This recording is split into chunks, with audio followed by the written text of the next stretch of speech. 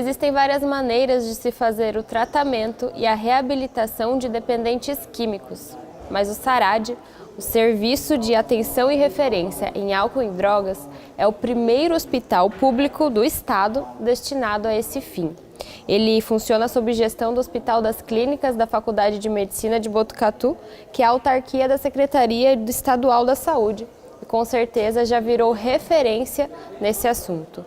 Hoje, quem apresenta esse serviço da cidade de Botucatu para a gente é a Janice de Lourdes Megide, que é diretora técnica aqui do SARAD. Tudo bom, Janice? Bom dia, Carolina. Bom dia, obrigada por receber a gente aqui no SARAD hoje. Que bom, eu acho que a gente tem que levar à população um pouco de informação a esse respeito, e inclusive sobre esse equipamento, que apesar de ser o primeiro e ser referência, ele é muito novo. Ele é inaugurado em dezembro de 2013, então ele tem um pouco tempo ainda de uso e de funcionamento, né? E é o primeiro hospital público do estado, né? Qual que é a dimensão disso para Botucatu? Como que Botucatu acabou sendo a pioneira nisso? É uma cidade do interior, como que aconteceu? Iniciou esse processo por uma discussão do próprio município. Foi chamada uma audiência pública aqui em Botucatu, isso na gestão, acho que no início da primeira gestão do João Cury ainda, que quem chama foi uma pessoa da comunicação, que era o Vanderlei de Santos, porque ele recebia muitos pedidos de ajuda para tratamento do dependente químico. Não existia nenhum local próprio para sua internação. Então, ele chama essa audiência pública e todo mundo foi para lá discutir o que era melhor e o que faltava em Botucatu. Então, os equipamentos da saúde também estavam lá discutindo.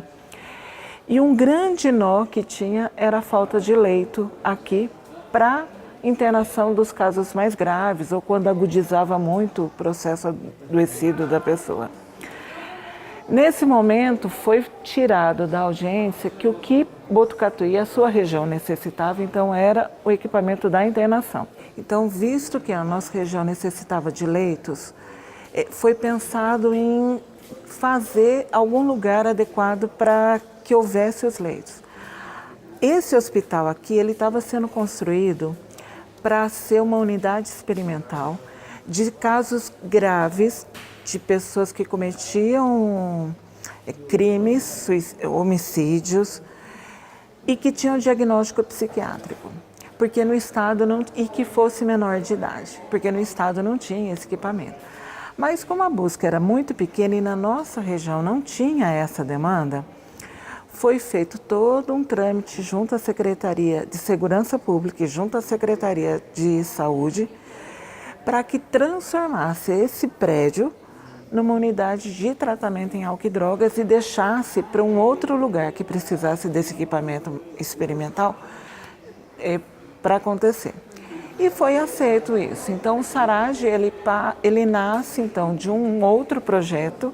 Então a gente ganhou a estrutura que já estava licitada e já estava sendo construída e adaptamos ao projeto de álcool e drogas. E a realidade da cidade, da região, das demandas. Então, né? Porque Botucatu, ela é um pouco muito à frente no que diz de trabalho em saúde mental. A gente tem vários equipamentos aqui que vem discutindo a questão da saúde mental há muito tempo.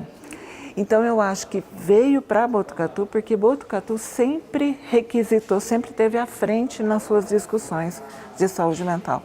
Então, e acabou que esse prédio também estava sendo construído aqui e nessa discussão toda foi implantado então o SARAD, o que foi um ganho para a região, né? E o SARAD, ele representa um novo tipo de tratamento? O que ele traz de diferente de outros, talvez, tratamentos tradicionais, que as pessoas estão acostumadas a ter aquela imagem de como seria um tratamento para dependentes químicos? Sim, a nossa perspectiva hoje, ela está baseada em alguns pressupostos mais modernos da saúde mental, como a reabilitação psicossocial. Então, o paciente, ele vem para cá, ele não vem só para ficar distante do uso da droga. ou para ter como única forma de tratamento a questão medicamentosa. Não. A gente acredita que a pessoa ela tem que ser reabilitada à volta da sua vida. Isso significa trazer a família para perto, vinculá-lo novamente à sua família, fazer visita à família, vinculá-lo novamente à possibilidade de emprego, que é toda a vida que percorre uma pessoa, né? Então, o trabalho com eles aqui é estimular a todo o conteúdo da sua vida, pensando na sua adaptação fora daqui. A gente não acredita que o tratamento tenha que ser isolado, fechado. Não, ele tem que ser interativo, né? Ele tem que interagir com o universo que ele veio, porque é para lá que ele vai voltar. E é lá que ele vai precisar dar conta de toda a sua estrutura para não uso mais da substância que ele está usando, né? Que foi da sua escolha. E isso muda muito a ideia do tratamento. Então, para a gente, a ideia de tratamento é criar nova fonte de prazer para ele. Por isso tem esporte, por isso tem lazer, tem cultura, vão no shopping, vão no cinema. Porque a gente tem que despertar um outro jeito, uma nova aprendizagem de prazer. Para que a única fonte do prazer não seja a busca da droga, né? Que ele não tenha esse gatilho como escape para a volta do uso.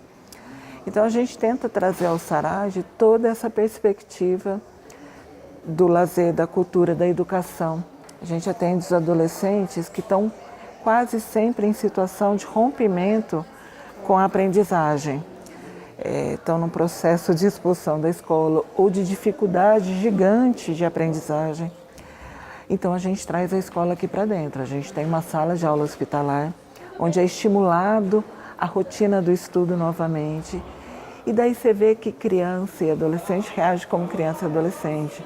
Quando você apresenta de uma forma protegida, ele responde bem a esse processo, entende que a rotina dele tem que estar presente a educação. Então é isso, então é mantê-lo... É humanizado. Seria. Humanizado, com certeza é humanizado aqui dentro. E quando você falou, e quando a gente pensa que o tratamento do usuário de álcool e drogas, né, trabalha desde a hora que o paciente chega aqui até a reinserção à sociedade, à família, ao trabalho, é uma tarefa complexa, né? Nem sempre a gente dá conta de tudo, mas a gente desperta aqui o desejo para tudo. Então, por exemplo, a gente não consegue emprego para todos, apesar que o governo ele tem tentado trabalhar na questão da empregabilidade do dependente químico. Então, eles lançaram o selo Recomeço, que dá para a empresa um selo que ele pode usar na qualificação da sua empresa, na ISO 9000, quando o paciente sai de algum programa do Recomeço. O Sarad ele pertence à rede de Recomeço. Mas mesmo assim, o emprego está difícil para qualquer um, não só para o dependente químico. Então, a gente não consegue a empregabilidade tão facilmente, mas a gente consegue despertar a necessidade do trabalho, que pelo trabalho, ele pode criar um monte de possibilidade na sua vida, que não ficar sozinho, parado, se sentindo sem valor social, né? A gente está tentando implementar uma horta comunitária aqui na área do Sarad, para quem não tem condições de conseguir um outro emprego, pelo menos pela horta ele vai gerar uma renda, como é o programa aqui em Botucatu, das hortas comunitárias. A gente já está entrando na rede do município da horta comunitária. Hoje a gente tem umas hortas terapêuticas que é o início desse renda, processo. Né? É para trabalhar com a terra. Né? Isso. E é para eles começarem a ver como que é o processo do trabalho, para a gente transformar essa área maior numa horta que dê rentabilidade mesmo para ele. São muitos detalhes, né, que estão envolvidos em todo esse tratamento, então vamos tentar falar um pouquinho por partes, para o pessoal entender tudo realmente o que está envolvido aqui no trabalho do Sarad. Primeiro entender, né, a gente está falando de um centro para a reabilitação de dependentes químicos, álcool, droga, enfim. Quem são esses pacientes e como eles chegam até aqui?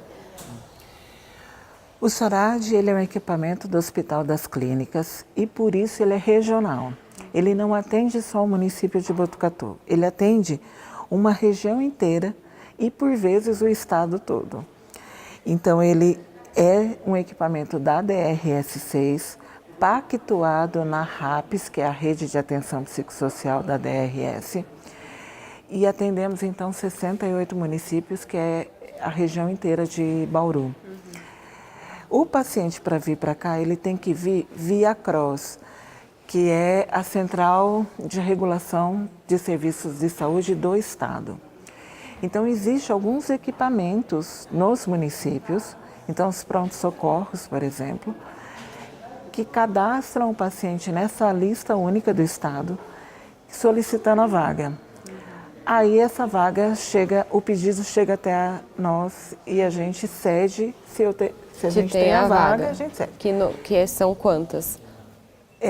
Hoje tem uma capacidade aqui de 70 leitos que podem ser acionados, né? Mas no momento a gente funciona com uma porcentagem um pouco menor. Que agora o governo do estado está viabilizando uma verba maior, que ele anunciou até na inauguração do AME, aqui de Botucatu, uma verba para o Hospital Estadual e para o SARAD, que ajuda a gente a poder ampliar um pouco mais a assistência. Não que a gente deixe de fazer a assistência.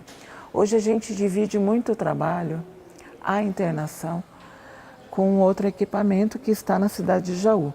A gente quer chamar mais essa responsabilidade para a gente, né? Então, não é que o paciente fique desassistido, ele não fica. Na verdade, a gente quer ampliar nossa responsabilidade regional, né? Quando eu tenho vaga sobrando, porque a prioridade é essa região. Quando há sobra de leito, que é bem difícil sobrar, a gente dispõe para o estado. Então, alguns pacientes de outras regiões acabam sendo internados aqui também. São adolescentes, são adultos? A internação aqui no SARAD é a partir de 12 anos de idade e daí a gente atende até idosos. Já atendemos menores de 12 anos de idade, mas aí a gente faz uma conversa com o Poder Judiciário, dá permissão quando é menor de 12 anos. E é dessa região toda. E vocês também têm o serviço ambulatorial, como você citou antes, né? O SARAD, a gente tem uma rede de atenção a álcool e drogas, que não é só a internação. A dependência química é além da internação. O tratamento dela passa além da internação. A internação seria é um pedaço desse processo. Para certos casos. Para certos casos, para tirar da crise ou para dar um início ao seu tratamento, né? É quando a pessoa está na crise mesmo e quebrando todos os seus vínculos, ou com o tratamento, ou com a família, se colocando em risco, colocando a vida do outro em risco. Então, nesse aporte é que tem a internação. Mas tem os CAPs álcool e drogas, que na nossa região tem alguns, tem ambulatórios de saúde mental, tem CAPs do município, que não é álcool e drogas, mas é um CAPs que dá um grande apoio. Agora, a rede de criança e adolescente, a gente percebeu que não tinha uma rede estabelecida. A gente tinha de adulto estabelecida, que tem todos esses equipamentos, mas de criança e adolescente não tínhamos.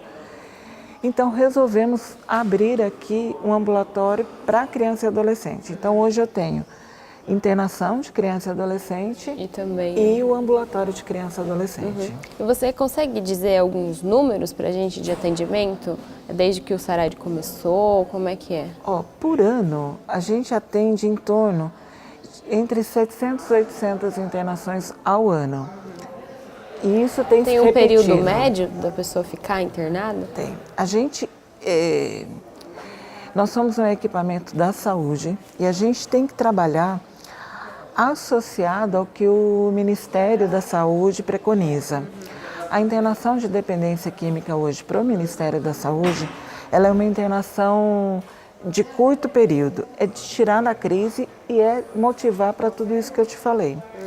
Então, em média, a gente atende, fica internado entre 15 e 30 dias mas todos obedecem o que a gente chama de projeto terapêutico singular. Se para algum caso eu preciso estender esse período, porque precisa de mais aporte terapêutico, a gente estende esse período. Então aqui hoje eu tenho pacientes de vários tempos que seja aqui, porque depende da necessidade de cada um. É a visão humanizada, né, que nem você fala. Cada um é um. Sim, e depois que o paciente está sob os cuidados do SARAD nesse período, como ocorre, o que tanto envolve esse tratamento? Você citou, né, que tem essa preocupação do pós, né, quando ele sai daqui, mas qual que é esse aporte todo? É psicólogos? Pode falar os funcionários que estão envolvidos? A gente tem tudo que é o que a saúde preconiza. Então eu tenho médico clínico, médico psiquiatra, tenho psicólogo, tenho enfermeiro, técnico de enfermagem, terapeuta ocupacional. E tem algumas coisas que são além disso, né? Que é o educador físico. Tem parcerias que a gente faz, que nem com essa escola de circo, que é de São Manuel, que vem aqui dar aula de circo. Você citou, a gente tem uma piscina aqui, tem a horta, tem piscina, né? tem horta, tem a quadra de esportes. Então a gente cria um movimento aqui dentro que, quando a gente trata, a gente não trata só falando do álcool e da droga. A gente amplia o que é saudável da pessoa. Eu acho que o tratamento ideal é esse, a gente não focar só no problema, mas a gente tem que fortalecer aquilo que é saudável da pessoa. E para fortalecer a gente tem que criar outros recursos. Então tem aula de dança, tem música, tem esporte, tem passeios, né? Tem outras estruturas para que a pessoa se empodere um pouco mais socialmente, né? Se torne um cidadão e não só alguém que tem uma patologia. Tá. E qual que é o papel da vontade da pessoa nisso tudo, né? Porque aí você mostra a estrutura, mas aí tem uma pessoa envolvida nisso. Então, até uma coisa que eu esqueci de perguntar, se essas internações são voluntárias ou não, e qual é o papel da pessoa nisso? Hoje, 74% dos pacientes que internam aqui têm internação voluntária, ou seja, a pessoa quer se tratar, ela tem o desejo de melhorar, ela reconhece que ela tem uma doença e está em sofrimento e precisa se tratar.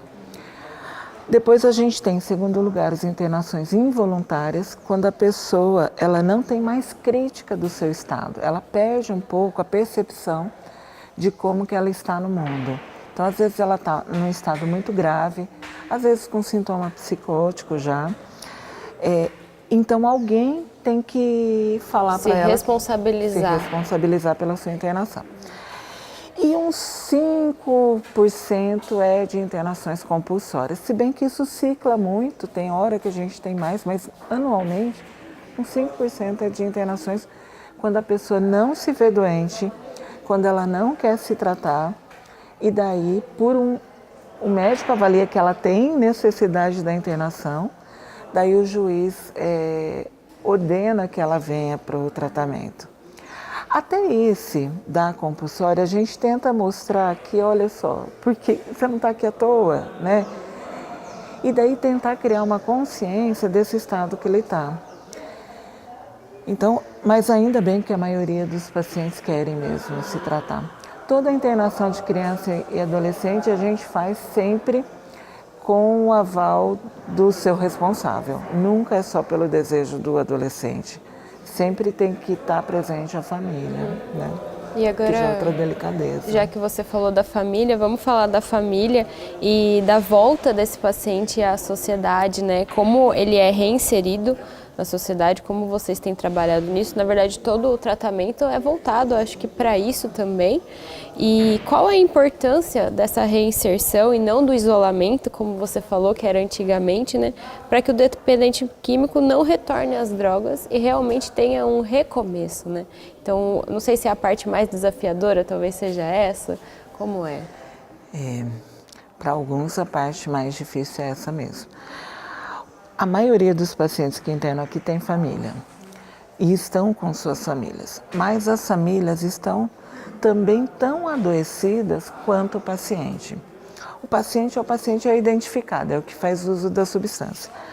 Mas a família vai adoecendo de tal forma com isso, por não saber lidar com isso, ou porque também já vem de uma cultura adoecida por outros fatores, que a gente precisa cuidar, porque senão o paciente volta e aquele descuido, aquela situação toda caótica permanece, e aí isso pode virar um gatilho para a recaída do paciente. Então a gente tende muito a trazer a família para o tratamento. Traz para o tratamento aqui, todas as famílias são abordadas aqui no SARAD e depois encaminhadas para algum tipo de tratamento.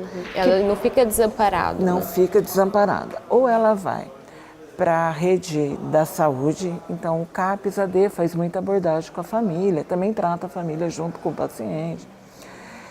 Os serviços de saúde todos abordam a família.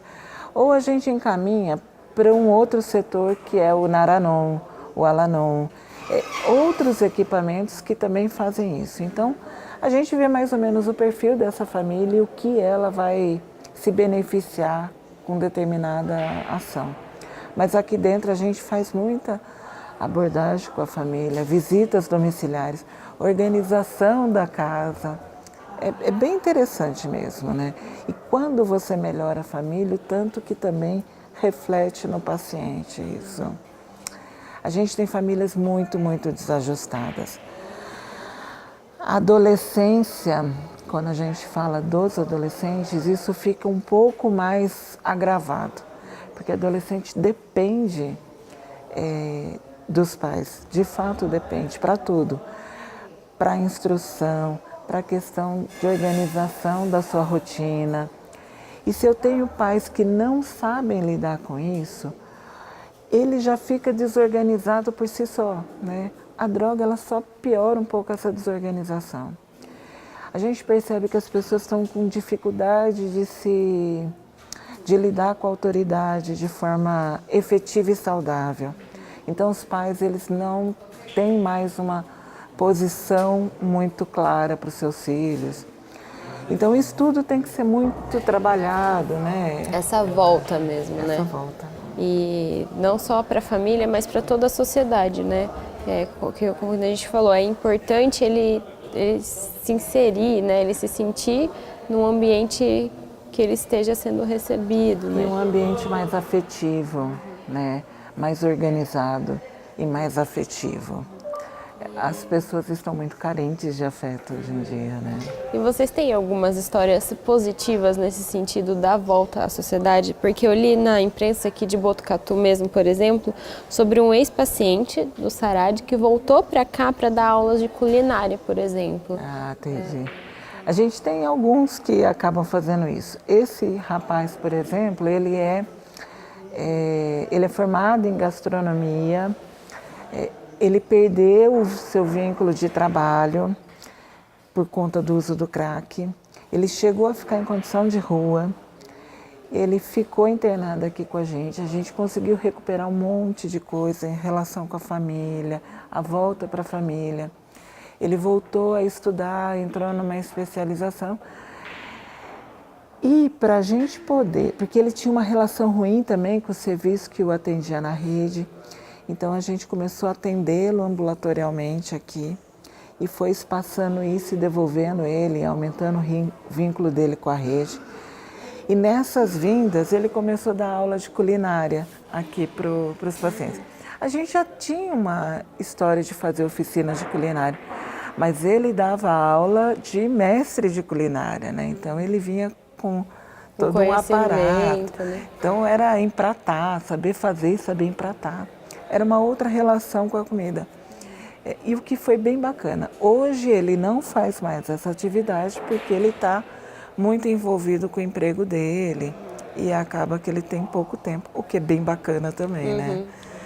Mas tem outros pacientes que acabam voltando aqui para conversar com os pacientes. A gente tem uma atividade aqui no SARAD que é bem bacana, que é trazer as escolas de ensino médio aqui para dentro, para a gente poder falar um pouco o que é a droga e o que significa a relação com a droga na vida.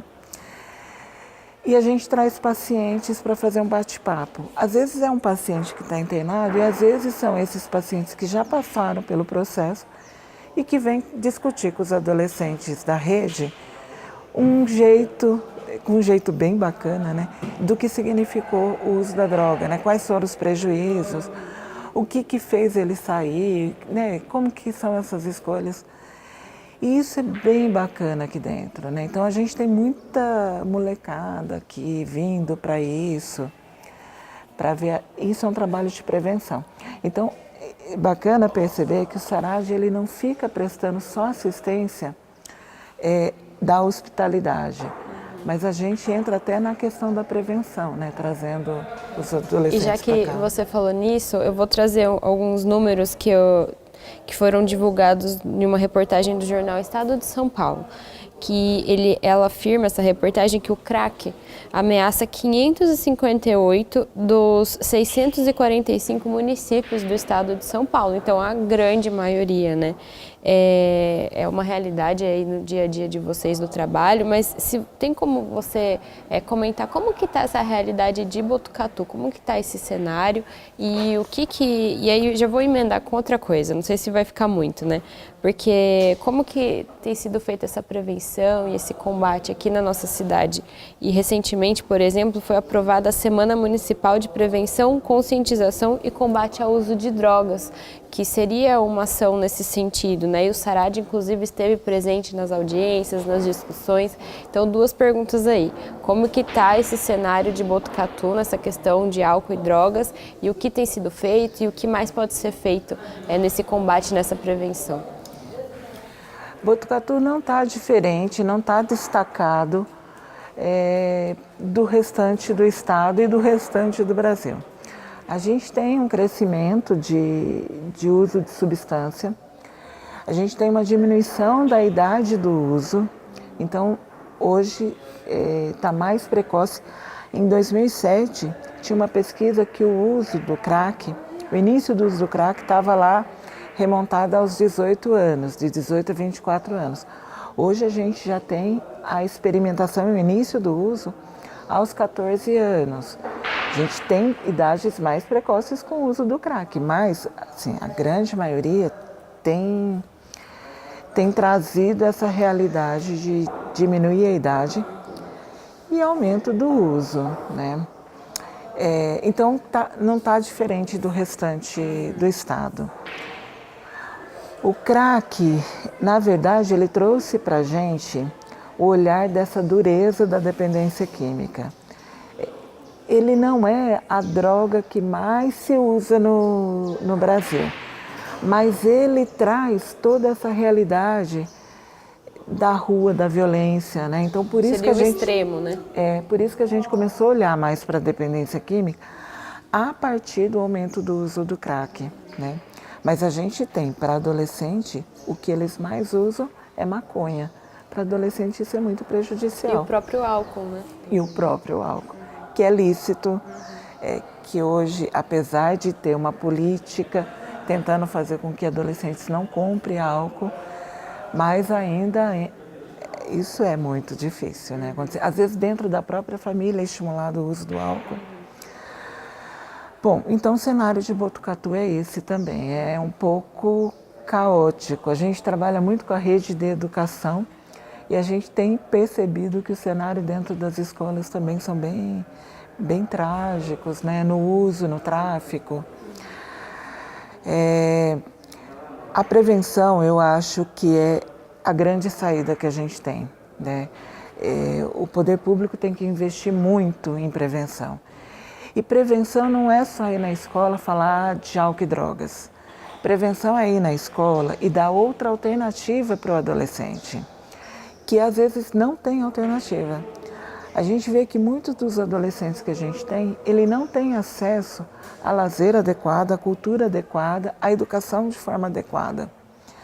Então a gente tem que permitir que ele tenha acessos mais saudáveis do que só o uso do álcool, só aquelas festas que tem ali perto, o uso da maconha.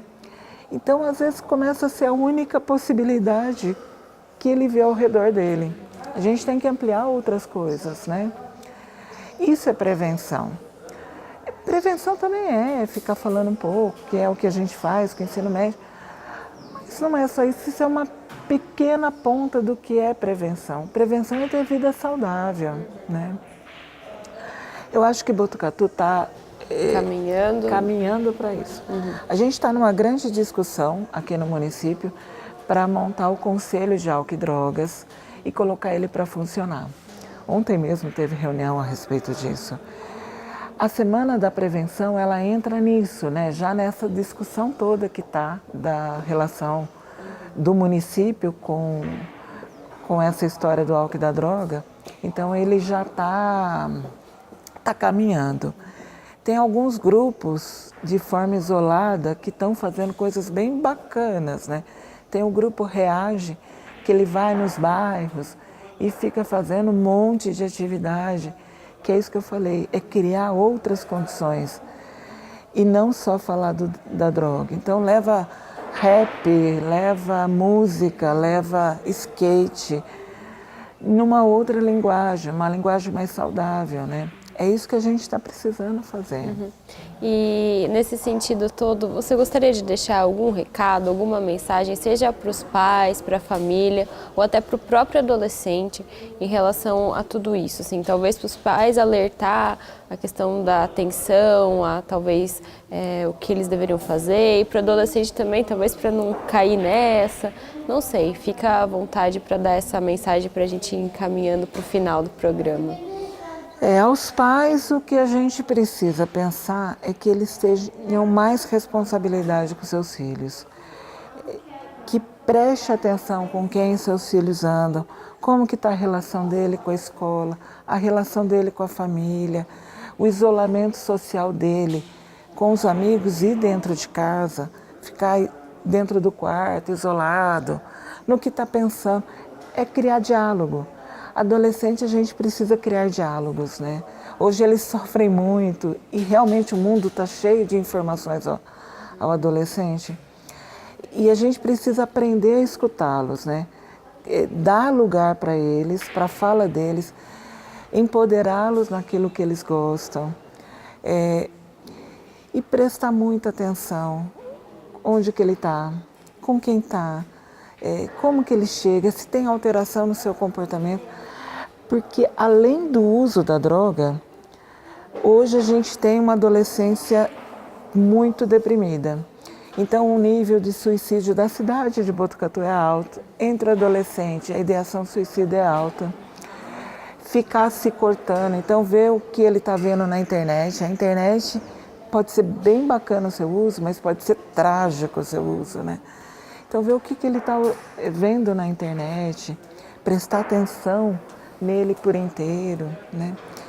Então é perceber se tem uso da substância, mas é perceber, além disso, se ele está em sofrimento. Então acho que isso os pais têm que estar mais atentos mesmo aos seus filhos, né? Aos adultos, eu acho que a gente tem que criar uma relação com a vida. Isso também é bacana, porque a gente tem adultos que são pais de adolescentes, adultos dependentes químicos, pais de adolescentes.